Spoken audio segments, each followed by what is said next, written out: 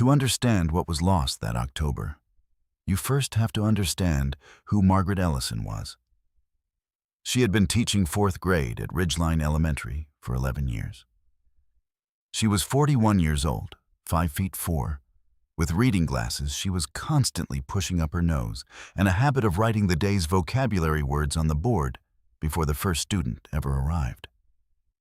She drove a tan 1981 Buick Skylark that the whole town recognized. She coached the school's spelling bee team. She had won twice at the state level. She was a mother. Her daughter, Claire, was 16 that fall, a sophomore at Harlan Falls High who had inherited her mother's handwriting and her mother's stubbornness in equal measure. She was a wife. She had been married to Dale Ellison, a hardware store owner, for 19 years. She was also the kind of teacher that parents requested by name, that former students drove back to visit years later, that principals thanked at every faculty meeting without quite knowing how to explain why the school ran differently because of her. In 1985, Harlan Falls was the kind of place where you didn't lock your car during the day. It was the kind of place where the diner on Main Street still had the same owner it had had since 1962, where high school football games drew more people than the county fair, where your neighbor called your mother if they saw you doing something foolish on the road. Reagan was in his 2nd term. The Cosby Show was in its 2nd season. The answering machine was still a novelty in most homes on Margaret Street. Life moved at a pace that felt permanent, the kind of permanence that, in retrospect, made people realize they hadn't been paying close enough attention. She had told Dale at breakfast that she might be a few minutes late. She had a small box of art supplies to return after the students left. Tempera paints, some construction paper, a jar of glitter she had borrowed back in September and never gotten around to giving back. Simple, routine, the kind of errand that took 10 minutes. That was the last thing Dale Ellison ever heard his wife say. By 4:45 p.m., the east corridor of Ridgeline Elementary was empty. The janitorial staff had already started on the main wing. The art storage room, a small windowless space tucked at the far end of the hall, between the girls' restroom and a utility closet, had its door standing open. The box of supplies was on the floor just inside the threshold. Margaret's red canvas tote bag was on the shelf. Her grade book was next to it. She was not there. At 5:10 p.m., Dale Ellison pulled into the school parking lot. Her Buick was still there. He sat in his truck for a moment, watching the building. Then he got out and went inside. At 5:18 p.m., he found the art storage room. At 5:19 p.m., he was running back down the hall toward the office. He picked up the phone at Dottie Hargrove's desk and called the Harlan County Sheriff's Department. His hands were shaking, but his voice was very controlled. He told the deputy exactly what he had found. The tote bag, the grade book, the car in the lot. His wife, gone. The deputy who took the call wrote 3 words in his log: no sign struggle. Within hours, the Harlan County Sheriff's Department had 2 deputies on scene. By morning, they had 8. The principal, Donald Ware, met investigators at the school at 6:30 a.m. and provided the complete roster of staff and students. Every corridor was walked, every room was checked. The parking lot was examined for tire tracks in the dirt at the edge of the property. Deputies knocked on the doors of every house on the road that ran behind the school's eastern fence. The investigation was led from the beginning by Detective Sergeant Ray Combs, a 15-year veteran of the Harlan County Force who had worked 2 homicides and 1 missing persons case in his entire career.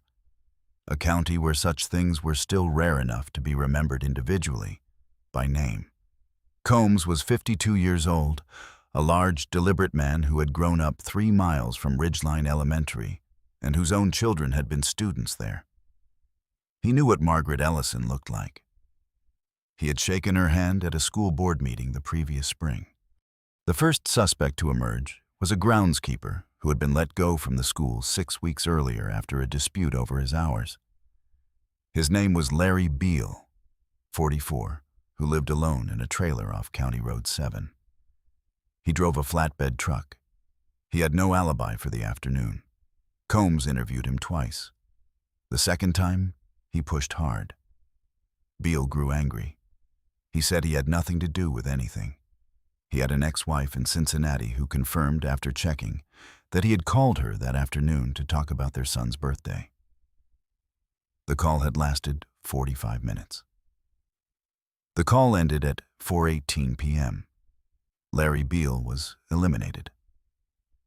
The second lead came from a student, a quiet 10-year-old girl named Paula Ingram, who told investigators she had seen a man she didn't recognize standing near the East Corridor entrance while she was waiting for her bus.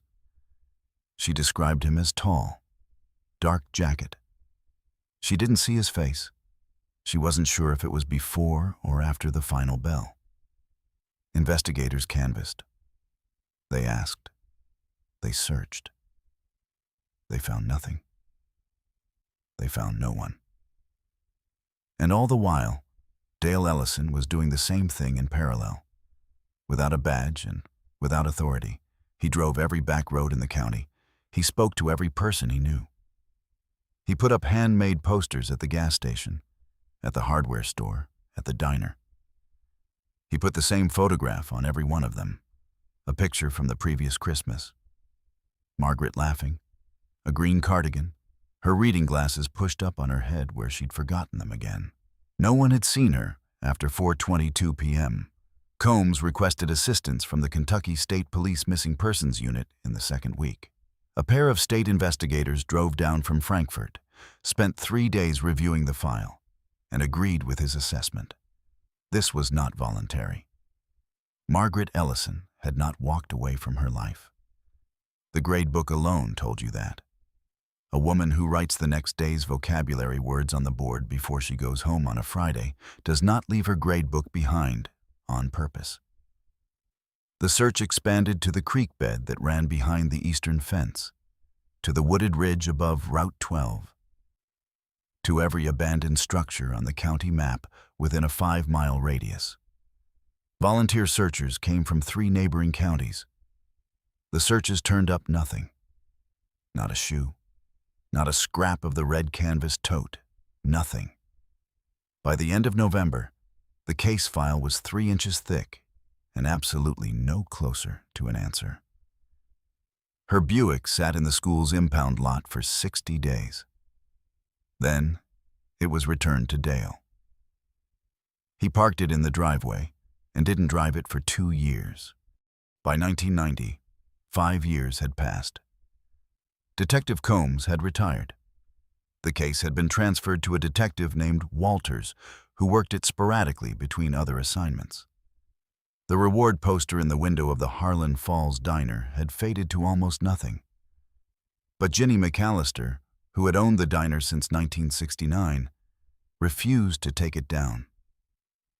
She kept saying she would replace it with a fresh one.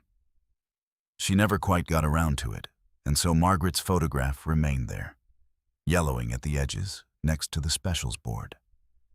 Claire Ellison had graduated high school the year after her mother vanished. She had stayed in Harlan Falls when everyone expected her to leave. She attended the community college. She got a job at the county library. Every October 11th, she drove to Ridgeline Elementary and sat in her car in the parking lot for a while. She never went inside. She just sat there. She told her father it made her feel close to the last moment anyone had seen her mother whole. Dale aged visibly and quickly. He sold the hardware store in 1993. He kept the house. He kept the Buick. He kept the answering machine on the kitchen counter, the one Margaret had thought was too expensive when he bought it. He never recorded a new outgoing message. It was still her voice, just in case. By 1997, 12 years gone, the school had been renovated. The East Wing received new flooring, new paint, new lighting. The art storage room was converted into a copy room. Workers stripped the old shelving and threw it out. They painted the walls twice, once with primer, once with a white that was slightly too bright and no one ever quite got used to. Nobody opened the wall. The case grew a reputation for being unsolvable. Combs had never believed that. He'd kept a copy of the case file in a cardboard box in his garage long after retirement. And on certain evenings, his wife would find him at the kitchen table with the photographs spread out, going back over the same details he'd looked at 100 times. He was looking for the thing he had missed. He never stopped believing there was something to miss. In 2002, an anniversary piece ran in the local paper. Claire was quoted. She said she had never accepted the possibility that the answer wasn't out there. "The building knows something," she told the reporter. "I've always believed that." The reporter thought it was a grief-stricken metaphor. He printed it and moved on. Every case on this channel represents weeks of research, verifying facts, and piecing together real lives that deserved better. If you want us to keep uncovering the truth behind stories like this one, take a second to like and subscribe, and drop a comment telling us where in the world you're watching from. Now, let's get back to Margaret. It would take a demolition crew, a young structural engineer, and a coincidence so precise it felt almost intentional to finally break open a case that everyone but the family had given up on. In the spring of 2023, 38 years after Margaret Ellison's red canvas tote bag sat alone on that shelf, Ridgeline Elementary School was condemned. The county had been debating the decision for years.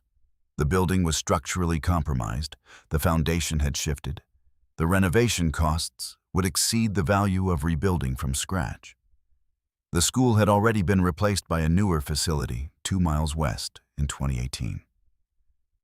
Ridgeline had been sitting empty for 5 years when the demolition order finally came through.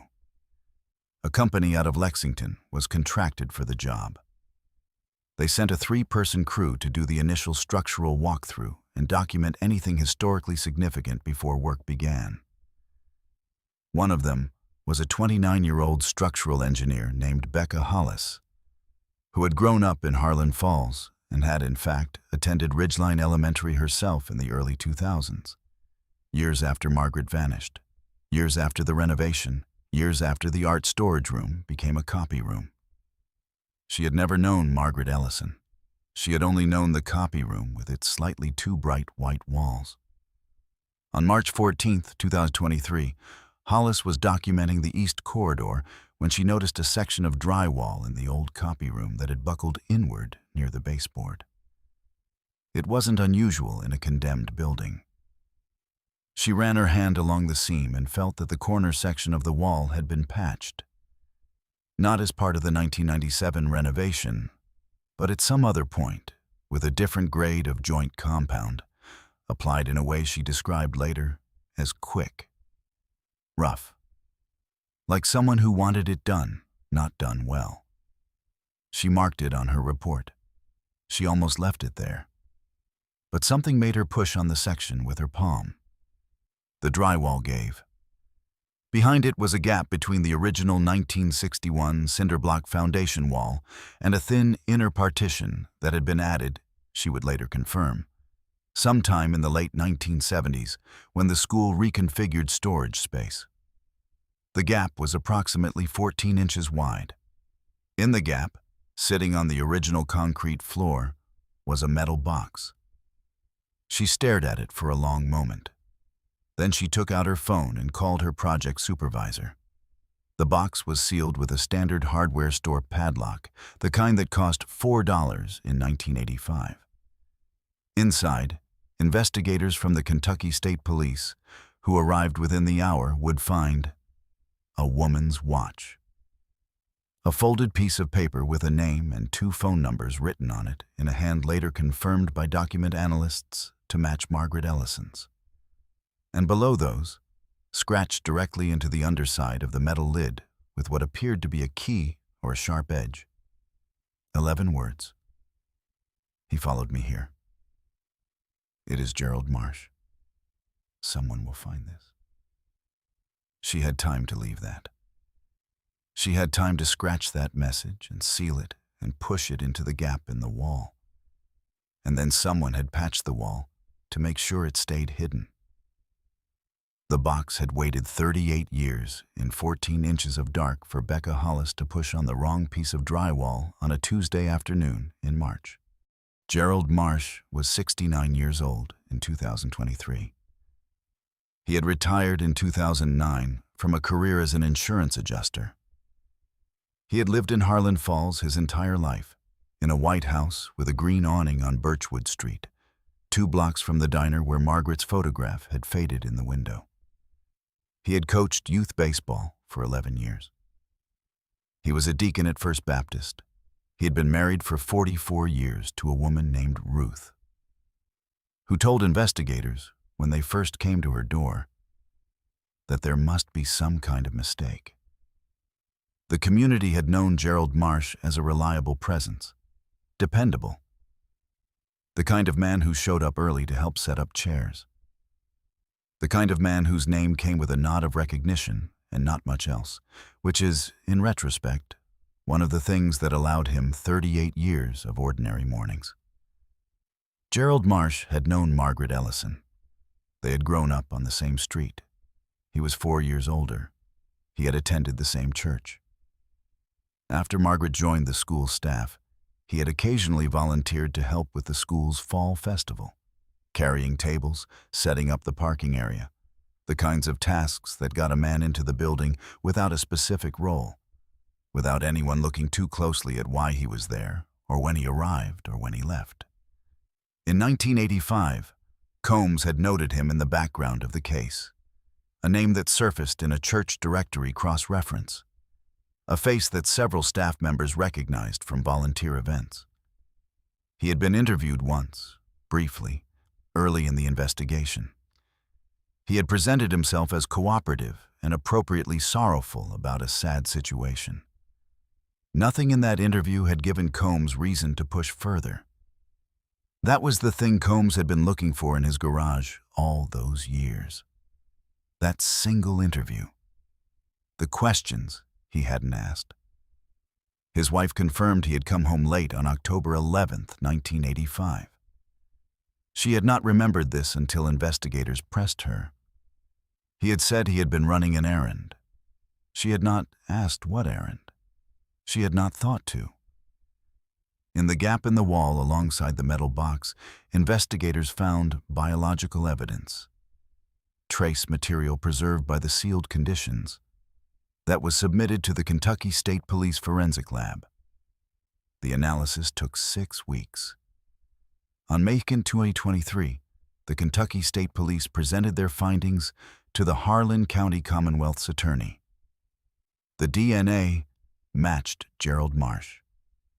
On May 9, 2023, at 7:40 in the morning, 2 Kentucky State Police detectives knocked on the green awninged door on Birchwood Street. Marsh answered in a gray cardigan. He looked at them without surprise. He looked at the warrant. He said nothing for a long moment. Then he stepped back from the door. "I suppose," he said, "this was always going to happen." He was arrested without incident. His neighbor, watching from across the street, later told a reporter she had never in her life been more shaken. She had known Gerald Marsh for 30 years. She had trusted him with her spare key. She had let her children go to his Little League practices. She said she sat down on her porch steps and stayed there for an hour, trying to reorganize what she knew about her own life. The grief of it wasn't just for Margaret. It was for every ordinary moment that had existed in proximity to him and hadn't known what it was near. That is what arrest shocks community actually means. Not the legal event, the recalibration. The sudden vertigo of realizing that what you thought was normal was built around something wrong. Marsh was charged with murder in the first degree. He entered a guilty plea in December of 2023 on the condition of a life sentence without the possibility of parole. He made no statement at sentencing beyond a brief, almost inaudible acknowledgement to the court that he understood the terms of his plea. He never addressed the Ellison family. He never explained. He offered nothing. Ruth Marsh filed for divorce before the year's end. Claire Ellison was 54 years old when the knock came at her door in March. She had been notified by the state police before the story broke publicly, which she later said she was grateful for. She needed a few hours. She needed to sit with it before the rest of the world did. Her father Dale had died in 2018, 5 years before the answer came. He had lived long enough to see the school close, but not long enough to see what was in the wall. Claire has said she both grieves this and understands it. He waited 33 years. He died still waiting. She is not sure whether the answer would have given him peace or something else entirely. She suspects, knowing her father, something else. She returned to the school in May of 2023, just before demolition resumed. The state police had released the site. She walked down the east corridor by herself. She stood in the doorway of what had once been the art storage room and what had become the copy room, and what was now, in its final days, simply an empty space with a hole in the wall where the drywall had been removed. She stood there for a long time. She did not say what she thought about in that room. That is hers. Margaret Ellison's watch was returned to Claire. She wears it now. The metal box is in evidence. The scratched words on its lid. He followed me here. It is Gerald Marsh. Someone will find this. Those words have been photographed, preserved, and entered into the permanent record of the case. Margaret wrote them in the dark, in the time she had, with the calmness that apparently characterized her entire adult life. She named him. She trusted that someone would eventually open that wall. She was right by 38 years. What does it mean that she had the presence of mind, in the worst moment, to do exactly the right thing? What does it mean that the institution built to protect and educate failed to keep her safe? But that its bones, its literal walls, kept her message intact across nearly 4 decades? And what does it say about justice that the man she named walked free through 11 years of Little League coaching and deacon's duties and neighborhood trust, while her daughter sat in a library every morning and her husband kept an answering machine that still said her name? Those are not rhetorical questions. Think about them. Drop your answer in the comments. Because the conversation that follows this story matters as much as the story itself. Tell us which detail you keep coming back to, and tell us where in the world you're watching from. Justice found Margaret Ellison after 38 years, not through a database or a dramatic break or a witness who finally came forward. Through a young woman pushing on the wrong piece of drywall at the right moment in the right building. Through a metal box. Through 11 words scratched in the dark by a woman who, even then, refused to leave without a fight. Stories like hers are why this channel exists. If you believe truth is worth pursuing no matter how long it takes, subscribe. More cases are waiting in the description below. Thank you for being here.